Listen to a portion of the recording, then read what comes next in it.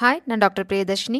நீங்கள் ப்ரெக்னெண்ட்டாக இருக்கீங்கன்னா உங்கள் குழந்தை எப்போ உங்கள் வாய்ஸை கேட்க ஆரம்பிப்பாங்க, எப்போ அவங்களோட ஃபிங்கர் பிரிண்ட்ஸ்லாம் டெவலப் ஆகும், எப்போ அவங்க தூங்கி எந்திரிக்க ஆரம்பிப்பாங்க, ஈவன் அவங்களுக்கு விக்கல் கூட ஏற்படும். இந்த மாதிரி பேபியோட க்ரோத் அண்ட் டெவலப்மெண்ட்டை மந்த் பை மந்த் மருத்துவ ரீதியாக பார்க்க போகிறோம்.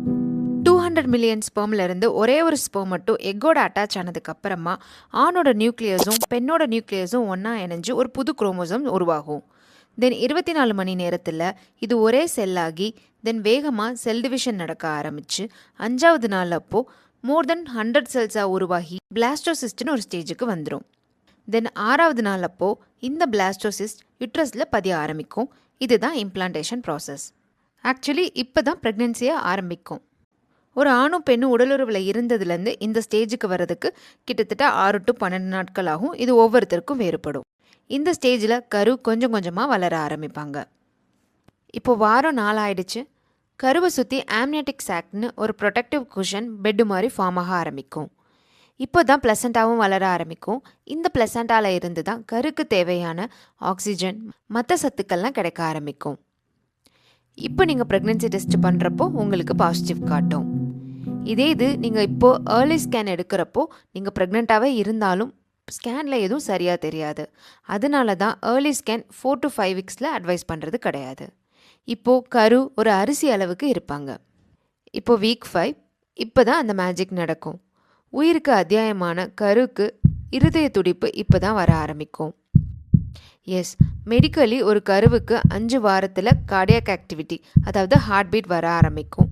நம்மளால் ஸ்கேனில் தெளிவாக பார்க்க முடியறது 8 வாரத்துக்கு மேலே தான். இப்போது உங்களுக்கு ப்ரெக்னென்சி டெஸ்ட் பாசிட்டிவ் ஆயிருக்கு.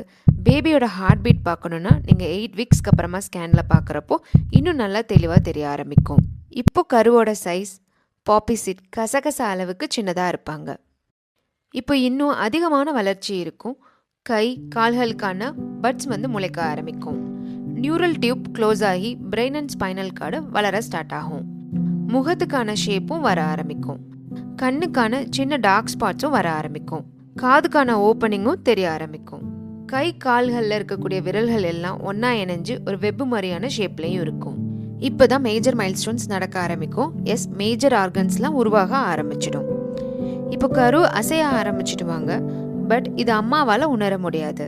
ஏன்னா கரு இன்னமும் சின்ன அளவில் தான் இருக்கிறனால அந்த அசைவை அம்மாவால் உணர முடியாது.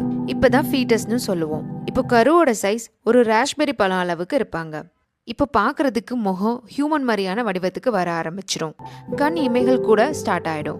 விரல்களில் நெகமும் வளர ஆரம்பிச்சிடும். இப்போ அவங்களுக்கு விக்கல் கூட வர ஆரம்பிக்கும். பட் சவுண்ட் எதுவும் இருக்காது. பிகாஸ் அந்த மொமெண்ட்ரி ஆக்ஷன் மட்டும் இருக்கும். டூத் கம்ஸ்க்கான பட்ஸும் வர ஆரம்பிச்சிடும். பாய் பேபினா டெஸ்டிகல்ஸ் வர ஆரம்பிச்சிடும். கேர்ள் பேபினா இப்போவே மில்லியன் கணக்கான ஃபாலிகல்ஸும் வர ஆரம்பிச்சிடும்.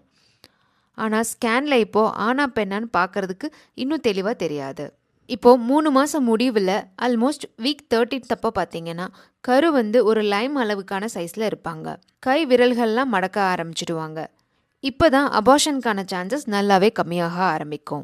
இப்போது எண்ட் ஆஃப் ஃபர்ஸ்ட் ட்ரைமஸ்டர், அதாவது முதல் 13 வாரத்தில் ஒரு சின்ன செல்லில் இருந்து ஒரு டைனி ஹியூமனாக வளர்ந்துருப்பாங்க. இப்போ மோஸ்ட் ஆஃப் த உறுப்புகள் மேஜர் ஆர்கன்ஸ்லாம் உருவாக ஆரம்பிச்சிருக்கும். Welcome to second trimester. இப்போ தான் கருவோட வளர்ச்சி இன்னும் அதிகமாக இருக்கக்கூடிய நேரம். இப்போ வாரம் 14 to 16 ஆயிருக்கும். கருவால் ஒரு சில ஃபேஷியல் எக்ஸ்பிரஷன் பண்ண முடியும். ஏன்னா இப்போ தான் ஃபேஷியல் மசில்ஸும் டெவலப் ஆக ஆரம்பிக்கும். போன்ஸ் கொஞ்சமாக கார்டிலேஜ்லேருந்து உருவாக ஆரம்பிக்கும். சின்ன சின்ன முடி பாடியில் வளர ஆரம்பிக்கும். இதை லாங்ஹோன்னு சொல்லுவோம். இது குழந்தைய வார்மாக வச்சுக்கிறதுக்கு ரொம்பவே சப்போர்ட் பண்ணும். இப்போ பேபி ஒரு அவகேரோ சைஸ் அளவுக்கு இருப்பாங்க. இப்போ தான் அம்மாவுக்கு ஒரு எமோஷ்னலான மொமெண்ட் நடக்கும். ப்ரெக்னென்சியை ரியலாக ஃபீல் பண்ணுற டைம் இப்போ தான் நடக்கும். எஸ், பேபி கிக் இல்லை பேபி மூமெண்ட் இப்போ தான் ஃபீல் ஆகும். ஃபர்ஸ்ட் பேபிக்கு கன்சீவாக இருக்கிறப்போ ஒரு அம்மாவால் 20 வாரத்துக்கு அப்புறம் அவங்களோட பேபி மூமெண்ட்டை ஃபீல் பண்ண முடியும். இதே இது 2வது குழந்தைக்கு கன்சீவாக இருக்கிறப்போ அவங்களால 16வது வாரத்துக்கு அப்புறம் இருந்தே சின்ன சின்ன ஃப்ளட்டர்ஸ் மாதிரியான மூமெண்ட்டை ஃபீல் பண்ண முடியும். இப்போ கருவில் இருக்கக்கூடிய உங்கள் குழந்தை உங்களோட வாய்ஸை கேட்க ஆரம்பிப்பாங்க. ஈவன் எக்ஸ்டர்னல் மியூசிக் கூட கேட்க ஆரம்பிக்கும். ஒரு குழந்தை பிறந்ததுமே அவங்க அம்மாவோட வாய்ஸை ரெகக்னைஸ் பண்ண முடியும். ஏன்னா எப்போவுமே அம்மாவோட வாய்ஸை அவங்க லிசன் பண்ணிட்டு இருக்கனால ஒன்ஸ் அவங்க வெளியே வந்ததுக்கு அப்புறமா அவங்க அம்மாவோட வாய்ஸை ஈஸியாக ரெகக்னைஸ் பண்ண முடியும். இப்போ கரு ஒரு பனானா சைஸ் அளவுக்கு இருப்பாங்க. 20 to 22 வாரத்துல அனாமலி ஸ்கேனும் சஜஸ்ட் பண்ணுவோம். இப்போதான் மேஜர் ஆர்கன்ஸ்ல நல்லா வளர்ந்துருக்கான்னு பார்க்கக்கூடிய நேரம். இப்போ பேபிக்கு ஐப்ரோஸ், ஐலாஷஸ் இதெல்லாமே வளர ஆரம்பிக்கும். ஈவன் தூங்கி முழிக்கிற சைக்கிள் கூட ஸ்டார்ட் ஆகும். எஸ், உங்க குழந்தை நீங்க பிரெக்னெண்டா இருக்கும் போதே அவங்களுக்கான ஸ்லீப் வேக்கப் சைக்கிள் இருக்கும். ஈவன் ட்ரீம்ஸ் கூட ஸ்டார்ட் ஆகும். ட்ரீம்ஸா எந்த மாதிரி ட்ரீம்ஸ்னு ஒரு டவுட் இருக்கும். இது ஒரு பிரெயின் ஆக்டிவிட்டியாட்ட இருக்கும். இப்போ அவங்களுக்கு டேஸ்ட் பட்ஸ் உருவாக ஆரம்பிக்கும். அவங்க ஆம்னட்டிக் ஃப்ளூயிடும் கொஞ்சம் கொஞ்சமாக குடிக்க ஆரம்பிப்பாங்க. ஸோ அதோட டேஸ்ட்டும் தெரிய ஆரம்பிக்கும். ஈவன் அம்மா என்ன சாப்பிட்றாங்களோ அதோட ஃப்ளேவர்ஸும் இந்த ஆம்னட்டிக் ஃப்ளூயிட் மூலமாக ஒரு குழந்தைக்கு தெரியும்னு சொல்லி ஸ்டடீஸில் ப்ரூவ் பண்ணியிருக்காங்க. இப்போ 24வது வாரம், இந்த வாரம் ரொம்ப முக்கியமான வாரம். ஏன்னா இப்போ தான் பேபியோட லங் டெவலப்மெண்ட் ரொம்ப ரேப்பிடாக இருக்கும். ஏர் சாக்ஸ்லாம் நல்லா டெவலப் ஆக ஆரம்பிக்கும். இப்போ ஏதோ ஒரு மெடிக்கல் ரீசன்னால் குழந்தை இப்போ டெலிவரி ஆகுதுன்னா இந்த 24வது வாரத்தில் நல்ல நியோனேட்டல் இன்டென்சிவ் கேரோட இருந்தால் ஒரு குழந்தை 50 to 60% கண்டிப்பாக சர்வைவ் ஆக முடியும். இப்போ இன்னும் நல்லா அம்மாவால் பேபியோட கேக்கை ஃபீல் பண்ண முடியும். பேபியால் இப்போ ஐஸை நல்லாவே ஓப்பன் பண்ணி க்ளோஸ் பண்ண முடியும். வெளியில் அடிக்கக்கூடிய லைட்டுக்கு அவங்களால உள்ளே இருந்தே ரெஸ்பாண்ட் பண்ண முடியும். இப்போ பிரெயினோட க்ரோத் அண்ட் டெவலப்மெண்ட் ரொம்ப வேகமாக இருக்கும். இப்போ கருவோட சைஸ் ஒரு காலிஃப்ளவர் ஹெட் அளவுக்கு இருக்கும். இதுதான் எண்ட் ஆஃப் செகண்ட் ட்ரைமஸ்டர். 27வது வாரம் முடிவில் குழந்தை இன்னும் நல்லா ஸ்ட்ராங்காக இருப்பாங்க. Welcome to third trimester now. அடுத்து வரக்கூடிய வாரங்கள் எல்லாத்துலேயுமே பேபியோட வெயிட் கெயின் அதிகமாக இருக்கும் அண்ட் மெச்சுரேஷனும் ரொம்பவே வேகமாக நடக்கும். இப்போ தான் ஃபேட் டெபாசிட்டும் ஆக ஆரம்பிக்கும். போன் மேரோவும் ஃபங்க்ஷன்ஸ் ஆக ஆரம்பிக்கும். வாரம் 32ல் பேபியோட வெயிட் 4 பவுண்ட் இருப்பாங்க. இப்போ எல்லா சென்ஸும் கம்ப்ளீட்டாக ஃபார்ம் ஆக ஆரம்பிச்சிருக்கும். போன்ஸும் ஃபுல்லாக ஃபார்ம் ஆக ஆரம்பிச்சிருக்கும். பட் ஸ்டில் ஃப்ளெக்சிபிளாக இருக்கும். இது ஏன்னா டெலிவரி அப்போ ஈஸியாக குழந்தை வெளியே வர்றதுக்கு போன்ஸ் எப்போவுமே ஃப்ளெக்சிபிளாக இருக்கும். இப்போது குழந்தை நல்லா வெயிட் கெயின் ஆகி வளர்ந்துருக்கிறனால முன்ன மாதிரி அவங்களால ஃபுல்லும் ரோல் பண்ணியெல்லாம் மூவ் பண்ண முடியாது. ஏன்னா அவங்க ஃபுல்லும் ஸ்பேஸை ஆக்குபை பண்ண ஆரம்பிச்சிருவாங்க. ஸோ இனிமேல் கை கால்களை நல்லா ஸ்ட்ரெச் பண்ணி மூவ்மெண்ட் பண்ணுவாங்க. அதனால அம்மாவுக்கு வயிற்று மேலே, அதாவது ப்ரெக்னென்ட் பெல்லி மேலே பார்த்திங்கன்னா சம்டைம்ஸ் நல்லாவே காலோட தடங்கள், கையோட தடங்கள், பட்டக்ஸோட தடங்கள் இதெல்லாம் தெரிய ஆரம்பிக்கும்.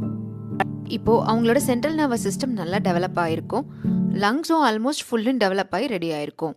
அவங்களோட ஃபர்ஸ்ட் பிரெத்துக்காக இப்போவே உள்ள ப்ரீத்திங் ஆக்ஷன்ஸை பழக ஆரம்பிப்பாங்க. இப்போ ரொம்ப முக்கியமான சேஞ்சஸ்லாம் நடக்க ஆரம்பிக்கும். ஒரு ப்ரெக்னென்ட் மதரும் சரி, அந்த குழந்தையும் டெலிவரிக்கு ரெடியாக ஆரம்பிப்பாங்க. குழந்தை கொஞ்சம் கொஞ்சமாக ட்ராப் டவுன் ஆகி பெல்விக் ஏரியாவுக்கு வர ஆரம்பிப்பாங்க. இப்போது அம்மாவுக்கு கொஞ்சம் ஈஸியாக ப்ரீத் பண்ண முடியும். பட் அடிக்கடி யூரின் வர ஃபீல் ஏற்படும். ஏன்னா குழந்தை இறங்கி பெல்விக் ஏரியாவுக்கு வரனால பிளாடரில் கொஞ்சம் ப்ரெஷர் கொடுக்குறப்போ அடிக்கடி யூரின் வர ஃபீலும் இருக்கும். இப்போ 37 வாரம் முடிவில் குழந்தை நல்லா இன்னும் வெயிட் கெயின் ஆகி மெச்சூர் ஆகிருப்பாங்க. இந்த சமயத்தில் பேபி டெலிவரி ஆனாலும் லிட்டில் மெடிக்கல் கேரோட அவங்க நல்லா சர்வைவ் ஆகி ஆரோக்கியமாக இருப்பாங்க. ஏன்னா ஃபுல்லும் லங்ஸ் மெச்சூர் ஆகி டெவலப் ஆகிருக்கறனால அவங்களால ப்ரீத் பண்ணுறதுக்கும் முடியும். Now end of 9th month இந்த ஃபுல்லும் பேபி டெவலப் ஆகி வெயிட் இன்க்ரீஸ் ஆகி 2.5 kg to 3 kg வரையும் இருப்பாங்க. ரஃப்லி வாட்டர்மெலன் சைஸ் அளவுக்கு இருப்பாங்க. உங்களுக்கு கொடுக்கக்கூடிய டியூ டேட்டில் அந்த பர்டிகுலர் டேயில் டெலிவரி ஆகிறதுக்கான சான்சஸ் 5% தான். அந்த பர்டிகுலர் டேட்டுக்கு 10 days முன்னாடி இல்லை 10 days பின்னாடி தான் டெலிவரி ஆகிறதுக்கான சான்சஸ் அதிகமாக இருக்கும். இப்போ எண்ட் ஆஃப் தேர்ட் ட்ரைமஸ்டரில் பேபி நல்லா வளர்ந்து டெவலப் ஆகி மெச்சூர்ட் ஆகி டெலிவரிக்கு ரெடியாக இருப்பாங்க. இந்த வீடியோவில் நீங்கள் பார்க்குற ஒவ்வொரு வீக்குக்கான ரேஞ்ச், அந்த க்ரோத், இது எல்லாமே ஒரு தோராயமான அளவு தான். உங்களோட ஸ்கேன் ரிப்போர்ட்டையும் இதையும் நீங்கள் கம்பேர் பண்ணாதீங்க. ஏன்னா ஒவ்வொருத்தரோட பாடியும் டிஃப்ரெண்ட், ஒவ்வொரு குழந்தையும் டிஃப்ரெண்ட், ஒவ்வொரு குழந்தையோட வளர்ச்சியும் டிஃப்ரெண்ட்டாக இருக்கும். இந்த 9 month பியூட்டிஃபுல் ஜேர்னியில் ஒவ்வொரு நாளும் ஒரு மிராக்கிள் நடக்குது. ஹார்ட் பீட் வருது, தென் பேபியோட பிரெயின் டெவலப் ஆகுது, தென் குட்டி குட்டியாக கை கால் விரல்கள் முளைக்குது.